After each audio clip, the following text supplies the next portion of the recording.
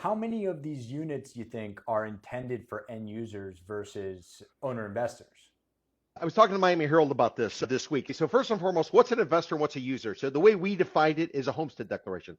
In the state of Florida, if you are a resident, you get to claim something called a homestead. You file that, you notify the state this is my homestead, you get added legal protections, but you also get to lock in your tax exposure in terms of what they're going to charge you for annually. And keep in mind, 2% property tax, of which a third's going to the county, a third goes to the city, and a third goes to the school board. So all of the coffers of the governmental agencies, for the most part, they're being filled by property taxes. So that's why a homestead is really good. So we did a study, and this is probably 10 years ago or so now. We looked at all of greater downtown Miami. We basically found about 1 out of every 3 units was homesteaded, meaning the other Wow, 2 only out of 3, 30%.